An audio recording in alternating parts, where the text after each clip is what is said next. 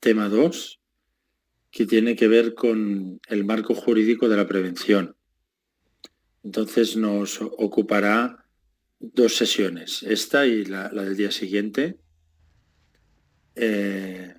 Y bueno, hasta ahora vimos en el tema 1 un poco las fuentes del derecho laboral y ahora ya nos vamos a centrar en la normativa de prevención de riesgos laborales.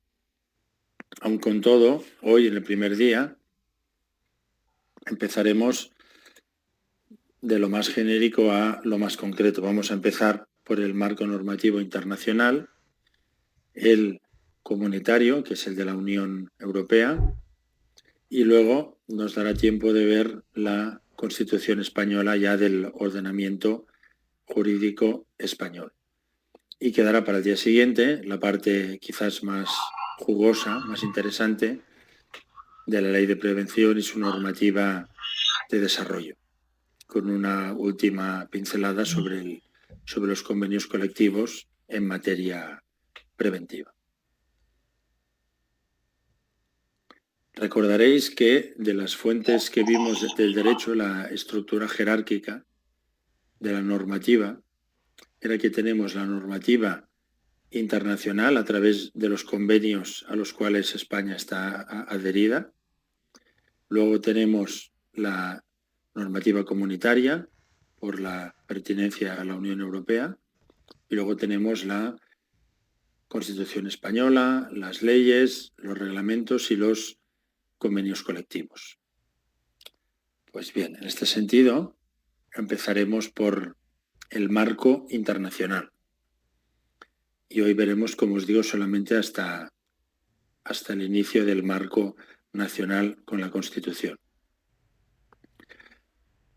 Con lo cual, pues bueno, vamos a hablar de tratados, de convenios. Bueno, como todo esto lo tenéis muy bien reflejado en el temario, yo voy a intentar también aprovechar los contenidos que se nos van sugiriendo para ya poder avanzar aspectos y reflexiones que luego serán interesantes. Entonces, empezamos por el marco internacional. Bueno, tenemos la Carta Social Europea de 1961, que recoge expresamente el derecho a la seguridad y a la higiene en el trabajo, así como que las trabajadoras en caso de maternidad y las demás trabajadoras tengan una especial protección. Bien, esto ya vemos en el año 61 ya existía preocupación sobre esta materia. Luego tenemos la Organización Internacional del Trabajo, que ya hablamos de ella. Las siglas en inglés son la ILO y en español la OIT, que, bueno, como ya vimos, es un organismo de Naciones Unidas y, bueno, elabora y supervisa normas internacionales del trabajo, con el formato de los convenios. Entonces, aquí podemos destacar 2 convenios de la OIT, el 155 de 1981, ratificado por España en el 85, que aborda la seguridad y salud en el trabajo, estableciendo los principios generales, tanto de una política nacional como de las actuaciones a llevar a cabo por las empresas. Por lo tanto, como veis, aborda tanto la dimensión de la política pública, de la política de los estados, resaltando el tema de la formación como punto clave, pero también regula a nivel de empresas, centrándose en la obligación del empresario de garantizar la seguridad y salud de los trabajadores. Y luego tenemos el convenio 187 del año 2006, ratificado por España 3 años después, que hace hincapié en la necesidad de promover de forma continua la cultura preventiva. Y bueno, llega a una conclusión que yo comparto, y por más años que pasen, ¿no? Siempre se piden leyes y leyes, pero dice que el problema no es la falta de una legislación preventiva, sino la falta de aplicación de la norma, ¿no? No es que no haya leyes, sino que no se aplican con suficiente rigor. A nivel de la Unión Europea, sabéis que España pertenece a la Unión Europea y, por lo tanto, como ya vimos el último día, pues está sujeta a sus reglamentos, directivas y resoluciones. Bueno, ya aquí se nos hace referencia a los tratados constitutivos de la Unión, especialmente al Acta Única Europea, el conocido como Tratado de Maastricht, donde realmente se armonizó, establece los principios esenciales para tener en cuenta para la armonización de la normativa europea sobre seguridad y salud en el trabajo. Y luego, como hemos comentado, tenemos el rango de las directivas. Y aquí es donde vamos a detenernos un poco, porque ya anunciamos el último día la importancia de la directiva del Consejo de 12 de junio de 1989, relativa a medidas para promover la mejora de la seguridad y de la salud de los trabajadores en el trabajo, que, como ya comentamos, fue traspuesta al ordenamiento jurídico español en la Ley de Prevención de Riesgos Laborales. Ya comentamos en su día que la Ley de Prevención es del año 95 y que se traspuso con retraso. Realmente había un plazo y España lo hizo sobrepasado ese plazo. Por eso, como vais a ver, lo que comentaremos ahora sigue un esquema parecido a lo que veremos el día que viene, cuando ya entremos a analizar la ley de prevención.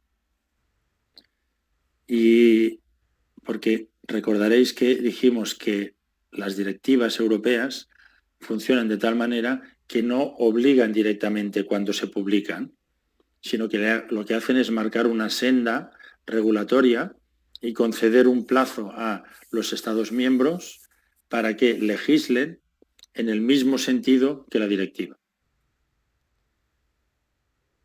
Fijaos que en este caso es muy importante ver que el artículo 6 de la directiva, que son los principios generales, se copió idénticamente en el artículo 15 de la Ley de Prevención de Riesgos Laborales. Por eso vamos a comentar hoy, que tenemos el temario no tan apretado, estos principios preventivos que rigen toda la normativa europea en materia de prevención y que son, como os digo, idénticos en la Ley de Prevención española. Por lo tanto, también rigen en concreto la PRL en España. El primer principio nos dice evitar los riesgos. Bien, claro, los principios no son normas concretas, son, pues bueno, ya lo dice su nombre, indicaciones, ¿no? Pautas.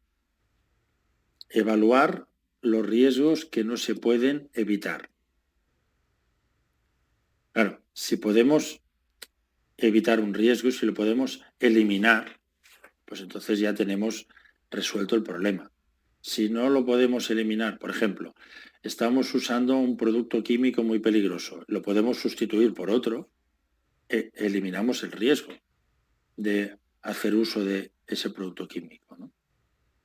O un trabajo que era muy manual y comportaba muchos riesgos, se ha podido automatizar y hemos eliminado ese riesgo laboral relacionado con esa tarea.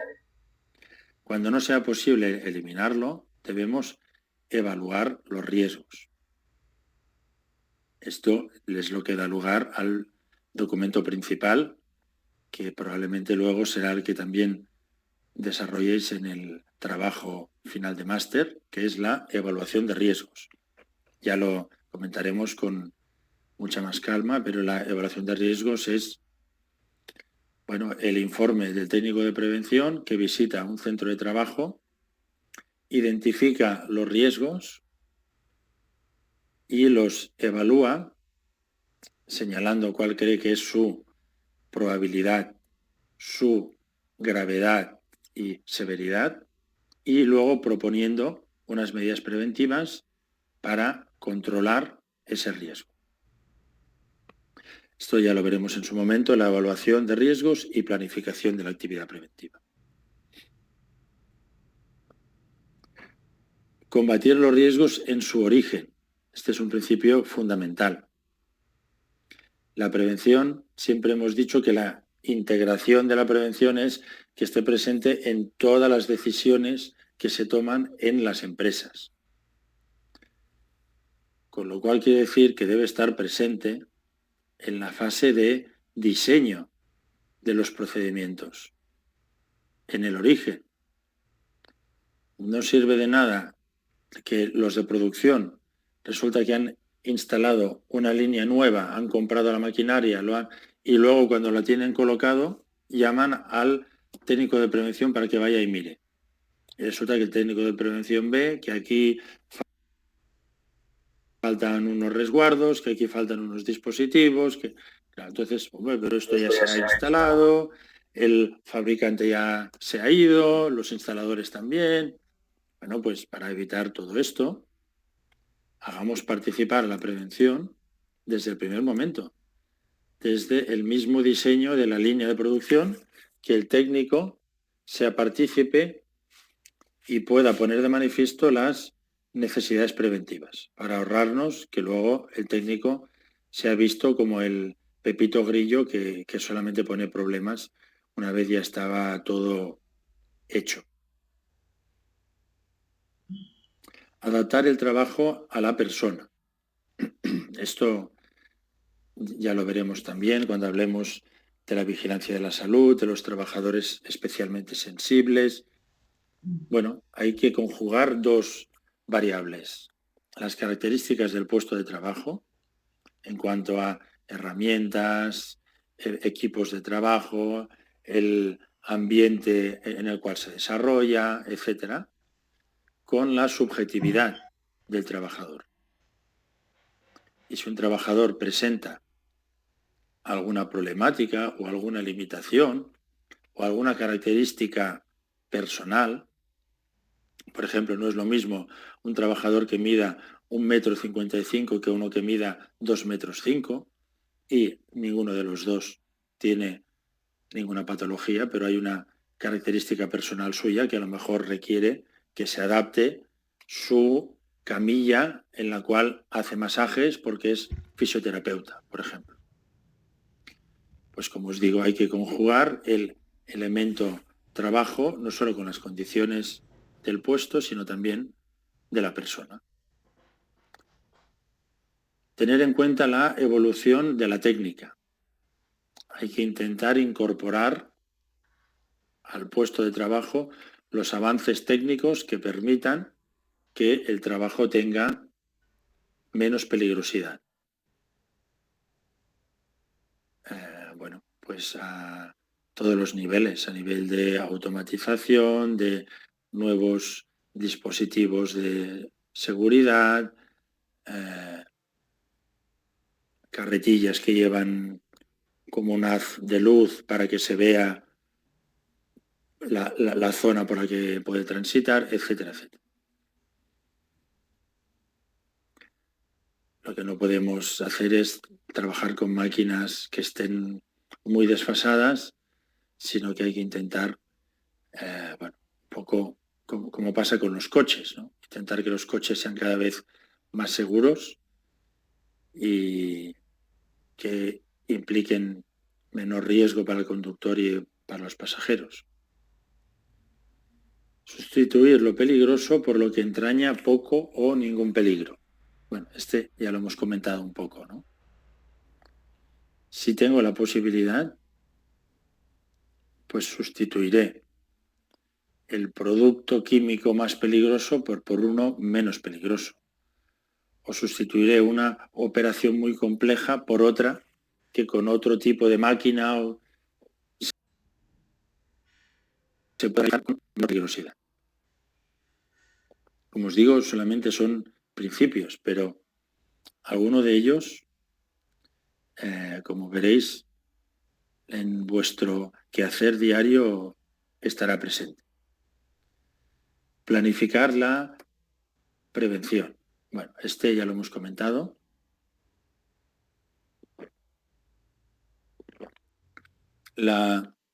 El reverso de la moneda de la evaluación de riesgos es la planificación de la actividad preventiva. Y además, en el ordenamiento jurídico español, y así os lo pedirán si hacéis en el TFM evaluaciones de riesgos, pues allí se dice que las medidas preventivas deben estar planificadas indicando un plazo, un responsable y un coste. Por lo tanto, no puede quedar en una batería de medidas que están ahí, una lista interminable, sino que cada una de ellas debe contener el plazo, el responsable y el coste para que se lleve a cabo, para que se implemente dicha medida preventiva. Adoptar medidas que antepongan la protección colectiva a la individual. Esto es básico, pero bueno, no siempre la gente lo tiene tan claro. Bueno, el caso típico sería, pues no, mire, trabajos en altura, no, es que ya les hemos dado unos arneses para que se aten. Bueno, ya, pero esto no obsta a que, claro, con el arnés estamos protegiendo a una persona. Pero esto no quita que se deban tomar prioritariamente medidas colectivas que beneficien al conjunto de los trabajadores. Por ejemplo, colocar unas redes, colocar unas pasarelas para cuando van circulando por la cubierta. No, es que como ya van con el cinturón, con el arnés, ya, oiga, pero de lo que se trata es de que no se caigan. Si se caen en el arnés, conseguirá que se haga menos daño o que salven la vida. Pero hay unas medidas que son colectivas, que beneficiarán a todos los trabajadores, que no se pueden sustituir por la medida individual, sino que la medida individual es complementaria de la colectiva. Y la colectiva, por lo tanto, tiene prioridad. Y por último, se nos señala, bueno, dar las debidas instrucciones a los trabajadores, que sería el punto de la formación y la información a la plantilla, porque claro, no vale de nada si hacemos toda la prevención, la tenemos muy bien documentada, pero no somos capaces de trasladarla a los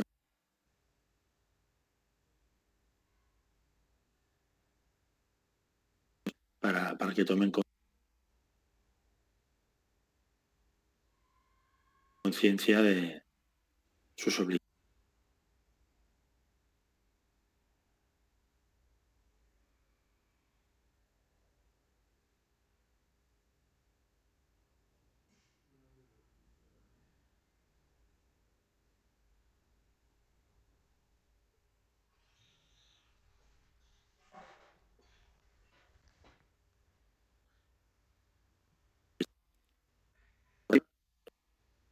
Como tienen en la normativa de vuestros países, supongo que serán parecidos a estos. Si alguien quiere, por favor que ponga en el chat si los principios generales de la normativa de Ecuador o de Colombia, si son parecidos a estos.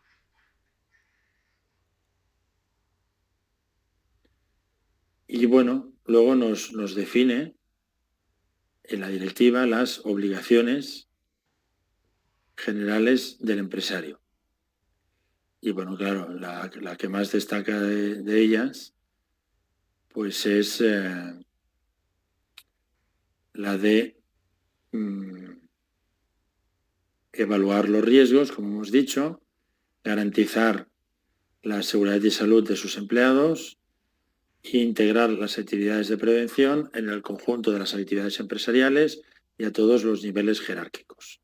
Bueno, esta es la obligación general del empresario. Proteger a sus trabajadores, como hemos dicho, no poner en riesgo su salud o su vida. El pagar un sueldo no da derecho a ello. Y, por otro lado, como antes comentábamos, tener presente la prevención en todas las decisiones que se tomen en la empresa. Cualquier nuevo procedimiento, cualquier nueva máquina, un producto nuevo, además de pensar en el tema logístico, pensar también en el tema preventivo, qué posible afectación puede tener sobre la seguridad y salud de los empleados. Y bueno, ya vamos a comentar otras obligaciones más específicas, ¿no?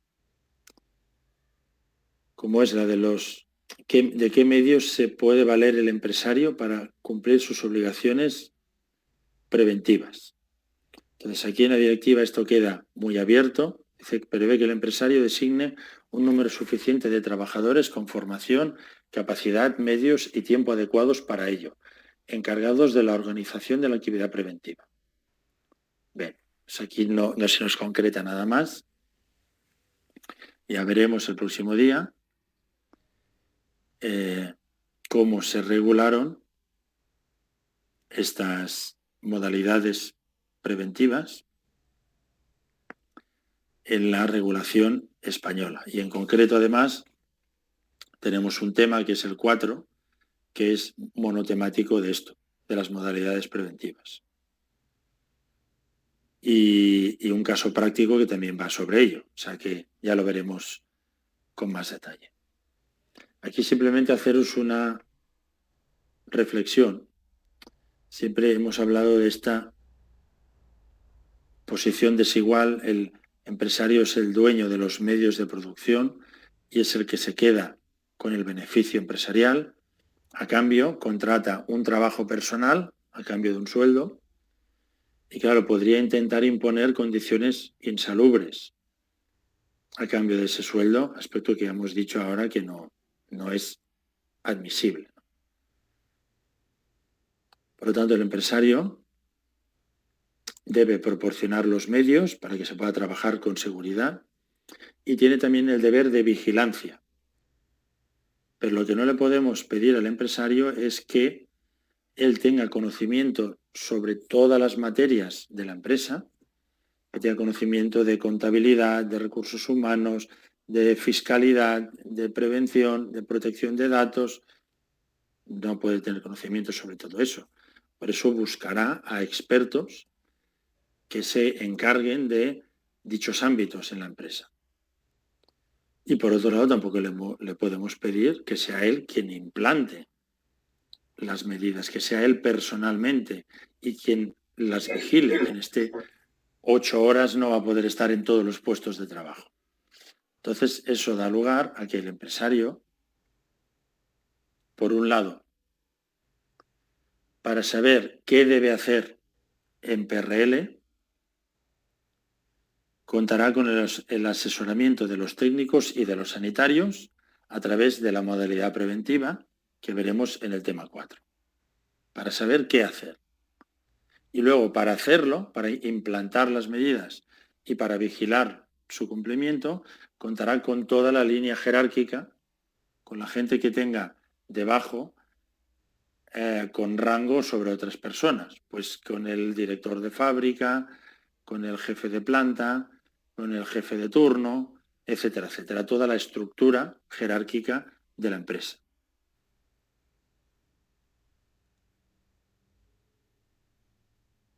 También se nos dice en la directiva que hay que regular el aspecto de los primeros auxilios y la lucha contra incendios y evacuación.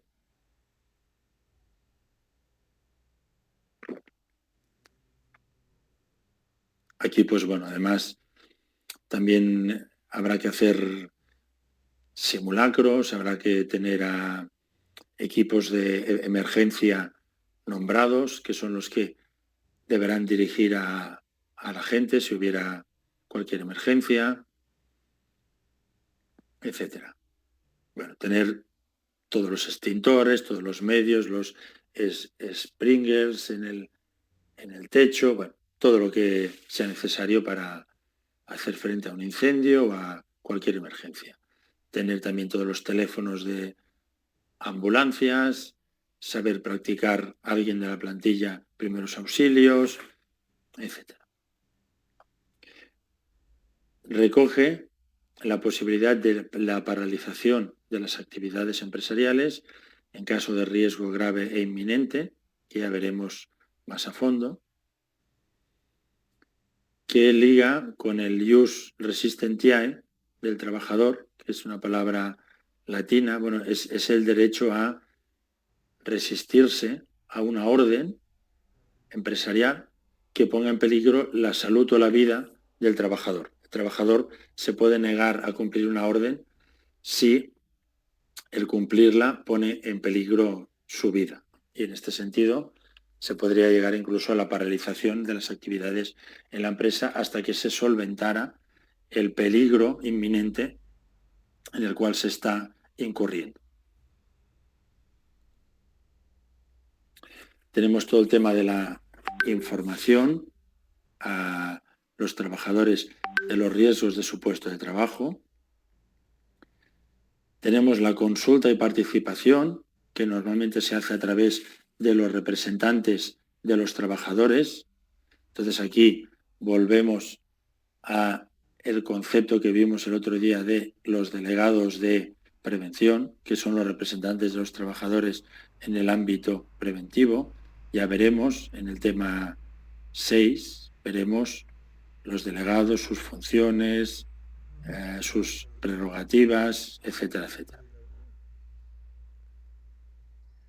Y a la formación suficiente y adecuada que se debe impartir antes del inicio o desde el inicio y que se debe repetir cuando sea necesario, de forma gratuita y durante la jornada laboral.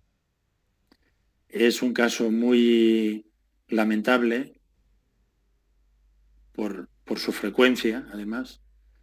Bueno, pues el accidente de trabajo de un empleado que solo lleva trabajando 5 días y no se le había podido dar todavía la formación preventiva. Bueno, esto ya os digo que situaría al empresario en una situación muy delicada de cara a posibles responsabilidades, incluso penales. Posteriormente la formación se repetirá. ¿Cuándo? Pues cuando cambien las condiciones de trabajo y de ello se deriven una variación de los riesgos del puesto de trabajo. Habrá que dar la formación sobre los nuevos aspectos preventivos que han sido incorporados por los cambios. O cuando haya... Sí, bueno, cuando haya cualquier cambio que influya con los riesgos. Como lo veis, dice que es gratuita, o sea, no debe suponer coste para el trabajador. No vale que le dijera el empresario, hay unos cursos de formación, contrátalos, págatelos. No debe ser el empresario quien proporcione la formación de forma gratuita y durante la jornada de trabajo, porque se considera tiempo de trabajo. Por ello, siempre que sea posible, se hará dentro de la jornada. Si no pudiera ser, porque por ejemplo son trabajadores nocturnos, bueno, pues entonces si se hace fuera de la jornada, como se considera tiempo de trabajo, luego debería dar lugar a una compensación. Has estado 1 hora haciendo el curso de formación fuera de tu jornada, bueno, pues el viernes que viene, si quieres, podrás salir 1 hora antes o podrás entrar 1 hora después para compensar ese tiempo que se dedicó fuera de la jornada. Además, la formación debe ser específica de los riesgos del puesto de trabajo. Ya veremos también más a fondo.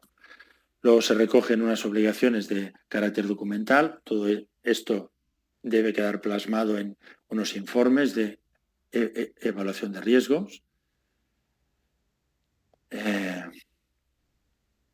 Y en paralelo existen unas obligaciones para el trabajador. Como hemos dicho desde el primer día, la prevención de riesgos es irrenunciable tanto para el empresario como para el trabajador. Las obligaciones de usar los equipos adecuadamente, los equipos de trabajo, los equipos de protección, los medios de seguridad puestos a su disposición, así como la colaboración y comunicación con el empresario. Como veremos el próximo día, el incumplimiento de estas obligaciones conlleva responsabilidad laboral del trabajador, que el empresario no puede tolerar y que por lo tanto abriría la puerta a la sanción disciplinaria, pues por ejemplo por no hacer uso de un EPI que se le haya proporcionado. El EPI, creo que también hay aquí alguna divergencia terminológica. El EPI es el equipo de protección individual, que quiere decir pues unos cascos, o sea, unos protectores auditivos, un casco, unas gafas de protección, un arnés, unas botas de seguridad, bueno, cualquier elemento de seguridad individual que utiliza un trabajador. Eso es un EPI. Y como medida colectiva, pues bueno, antes ya hemos dicho algunas, unas redes, unas rampas, unas plataformas elevadoras, que el uso no es exclusivo de una persona, sino de varios trabajadores. Y bueno, luego veremos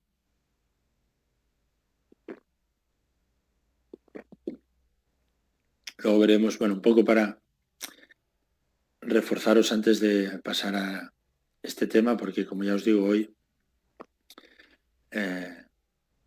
tenemos una parte del temario que no es muy extensa. Entonces, comentaros una frase de un inspector de trabajo, no sé si os la dije el primer día, creo que no, en una obra de construcción.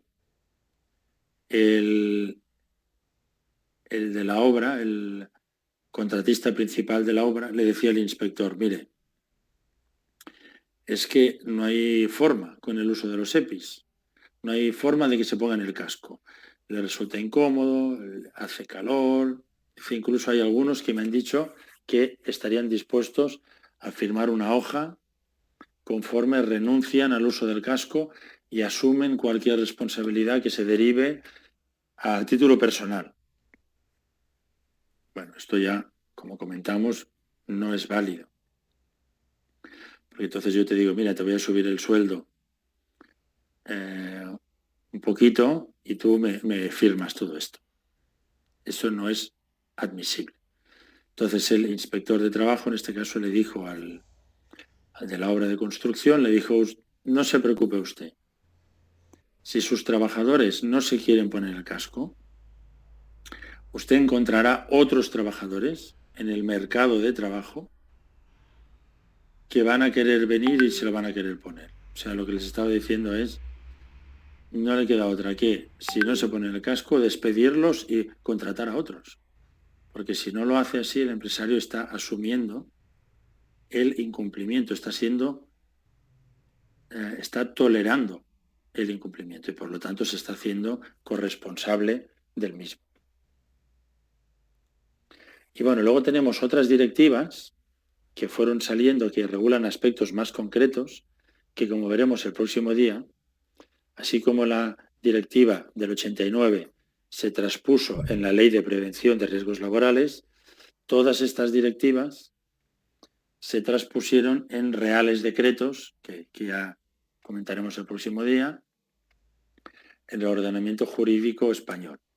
Pues tenemos reales decretos de pantallas de visualización de datos, de equipos de protección individual, de vibraciones, de atmósferas explosivas, de agentes biológicos, químicos, cancerígenos, de obras de construcción, lugares de trabajo, ruido, radiaciones ópticas artificiales, señalización, buques de pesca, campos electromagnéticos, etcétera, etcétera. Todas estas directivas europeas ya fueron traspuestas en reales decretos que comentaremos el próximo día y que van a estar muy presentes en vuestro día a día, porque cuando como técnicos vayáis a evaluar algún puesto de trabajo, claro, deberéis conocer la normativa que aplica a los lugares de trabajo, la que aplica a los equipos de trabajo. Si hay ruido, la que aplica al ruido, etcétera, etcétera. Por lo tanto, toda esta normativa, que es realmente muy amplia, hay muchos reales decretos, pues bueno, al final los vais a ir incorporando a vuestro conocimiento y vuestro desempeño profesional. Además de esta parte normativa, también encontramos los programas de acción de la Unión Europea y bueno, pues en el temario se nos destacan del periodo 2002 a 2006 la Estrategia Comunitaria de Salud y Seguridad, también de 2007 al 12 y el Marco Estratégico de la Unión Europea del 2014 al 2020, que se marca básicamente 3 retos: mejorar la aplicación de la norma en los Estados miembros, especialmente para las pymes, mejorar la prevención de las enfermedades relacionadas con el trabajo, ya lo veremos también en su momento, no solamente la prevención de los accidentes entendido como un acto súbito, como una lesión, un golpe, un corte, una quemadura, sino también las enfermedades, que es un concepto no de acto súbito, sino de una patología progresiva, resultado de una exposición prolongada, como podría ser a agentes cancerígenos, que no me van a provocar cáncer por un día que esté expuesto, pero si estoy de forma continuada durante un periodo largo de tiempo, eso finalmente puede generar un efecto acumulativo y dar lugar a una patología, a una enfermedad profesional.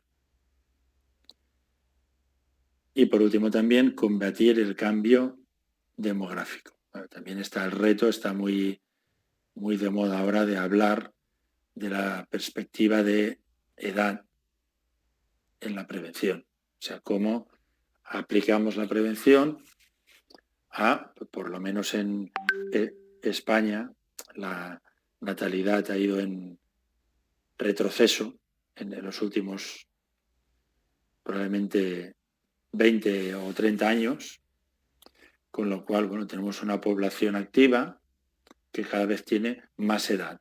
Bueno, pues, ¿cómo conseguimos que estas personas pues puedan seguir trabajando, ¿no? Lo que decíamos del principio de la adaptación a la subjetividad, a la persona.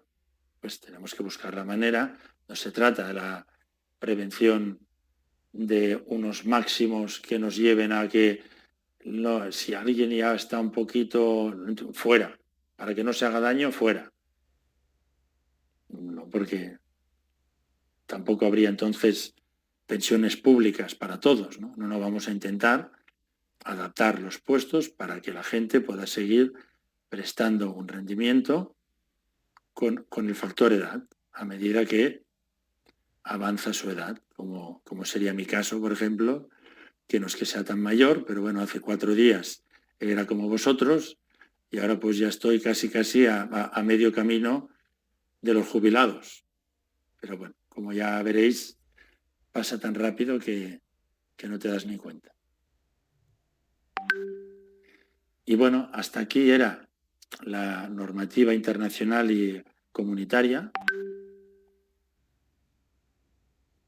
Y ahora veremos simplemente unas pinceladas ya dentro del ordenamiento jurídico español sobre la Constitución española, que como es un documento marco, es lo que regula los grandes derechos y libertades y las grandes políticas y estructuras del Estado, no puede ser una regulación muy concreta, pero sí que contiene aspectos como la obligación de los poderes públicos de velar por la seguridad e higiene en el trabajo.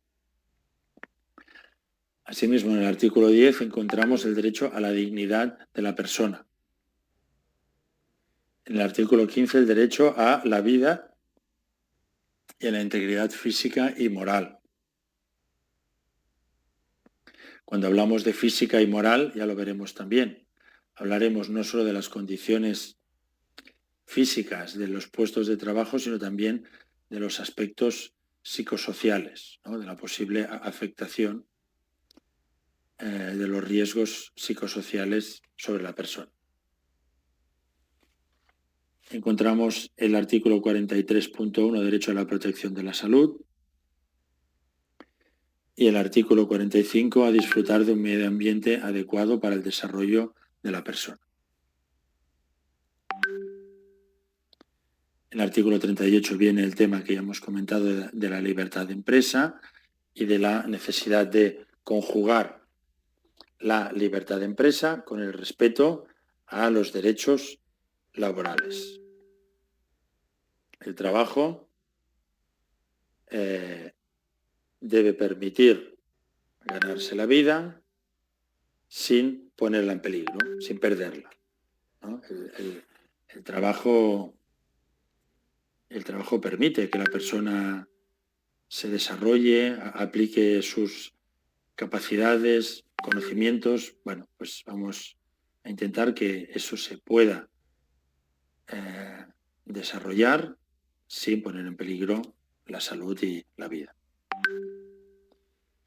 Y bueno, con esto terminaríamos la parte que tenemos programada para hoy. Y el próximo día empezaremos con la ley de prevención, que ya, como hemos comentado, es la transposición de la directiva europea y es la norma principal que regula la prevención de riesgos laborales en España, y probablemente inspiradora también de algunas de las normas que rijan en vuestros países. Entonces, bueno, no sé si alguien tiene cualquier duda o quiere hacer algún comentario.